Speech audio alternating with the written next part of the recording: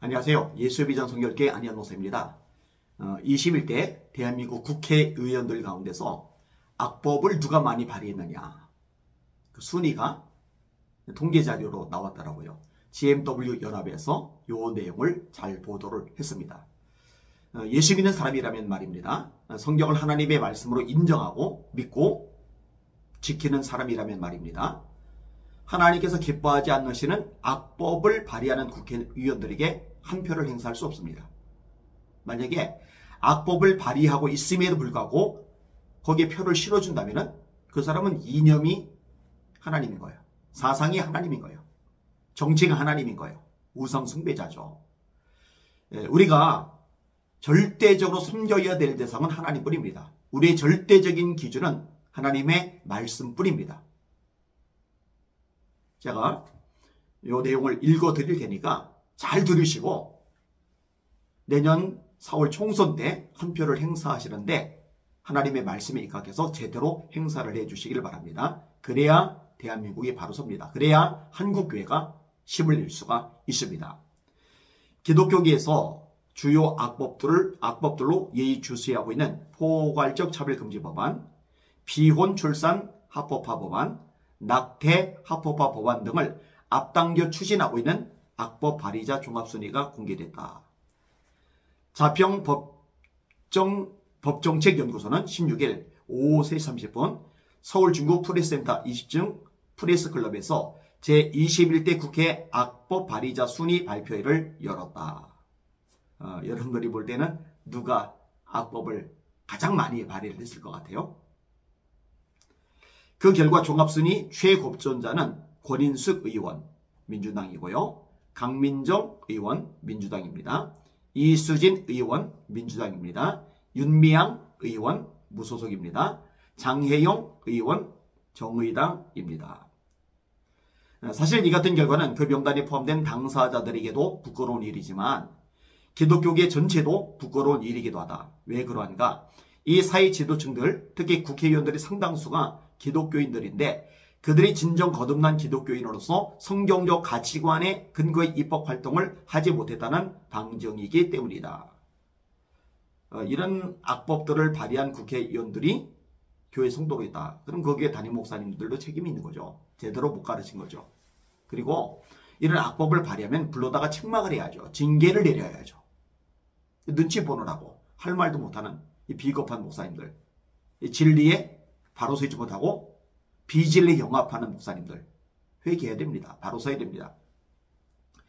실제 한국교회 총연합이 2020년 제21대 총선 직후 발표한 바에 따르면 자신이 기독교인이라고 밝힌 이들은 125명으로 전체 300명 중 41%가 넘는다.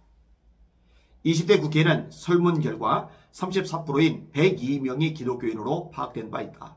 17대 국회 118명 39%, 18대 국회 119명 40%, 19대 국회 111명 37%에 비해서도 가장 높은 비율이다.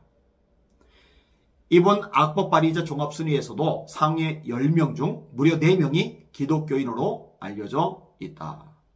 기독교인 아닙니다. 이런 사람은 어떻게 기독교인이라고 할 수가 있겠어요? 기독교인 정치인뿐 아니라 대부분의 정치인들이 자신의 종교보다는 사리, 사략, 당리, 당략을 우선시하기 때문이다. 능력으로, 정책으로, 실제적 성과로 자신의 종교 신념을 입증하지 못하고 있기 때문이다.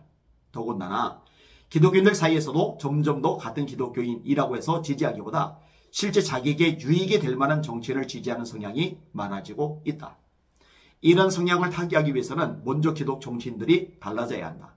국민들이 선거철에만 시장을 잡고 서민 코스프레를 하는 정치인들을 좋아하지 않듯 기독교인들도 선거철에만 교회를 찾고 기독교인 코스프레를 하는 기독 정치인을 좋아하지 않는다. 행실과 정책과 성과에서 자신의 신앙과 신념을 입증해야 한다.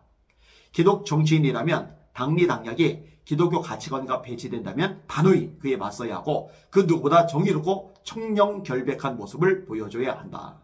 자, 국민의힘당이에요. 더불어민주당이에요. 정의당이에요. 나는 국회의원인데 그 각각의 당에 속해 있는데 기독교인이란 말이에요. 근데 우리 당이 하나님의 말씀에서 어긋난 길로 간다. 그러면은 거기서 반대의 목소리를 내야죠. 하나님의 말씀에 합당한 방향으로 간다. 그러면 지지하고 힘을 실어줘야죠. 왜? 기독교인이니까. 하나님이 최우선이니까. 하나님의 말씀이 가장 절대적인 기준이 되니까. 근데 이게 안 되는 거죠.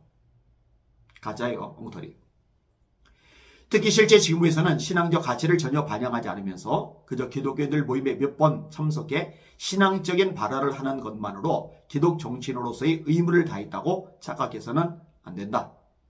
또한 공식 석상에서 과도한 신앙적 표현으로 타종교인들에게 부담을 주지 않도록 유의해야 한다. 그러자면 기독교인 또한 달라져야 한다. 정치에 대한 냉소와 무관심만으로는 아무것도 바꿀 수 없다. 정치에 대한 요즘 사람들의 인식을 표현하자면 기피와 혐오라고 할 수 있을 것이다. 그리고 이는 더 나아가 무관심을 낳고 있고 결과적으로 정치를 더욱 타락시키고 나라를 혼란에 빠뜨리고 있다. 이것은 올바른 길이 아니다. 그렇죠? 뜻이 하늘에서 이루어진 것 같이 땅에서도 이루어지다. 앞부분에 나라가 임하옵시면 하나님의 나라가 뭐예요? 하나님의 뜻이 이루어지는 것. 하나님의 주권, 하나님의 통치가 이루어지는 것. 그러면 예배당 안에서만? 아니죠. 세상이죠. 땅이죠. 뜻이 하늘에서 이루어진 것 같이 땅에서도, 세상, 땅에서도 이루어지다. 그럼 그 안에 정치도 들어가 있는 거죠. 경제 들어가 있는 거죠. 시민단체, 교육 들어가 있는 거죠. 문화, 예술 다 들어가 있는 거죠. 이 모든 영역 속에서 하나님의 뜻이 이루어지도록 해야죠. 그러니까 정치에 대해서도 관심을 가져야 되는 거예요. 기도해야 되는 거예요. 임금들과 높은 지위에 있는 사람들을 위해서 기도하라고 성경은 가르쳐주고 계시잖아요. 이런데 앞장서는 그리고 목소리를 내고 제 역할을 감당하는 기독교인들이 되기를 소망합니다. 다시 한번 말씀드립니다. 저와 여러분들의 기준은 하나님, 하나님의 말씀이라는 거 절대 놓치지 마시고 한 표를 행사하시길 바랍니다. 총선이 점점 다가오고 있어요. 기도 많이 하셔야 됩니다. 날마다 주님 바라보고 주님의 이름으로 전진하며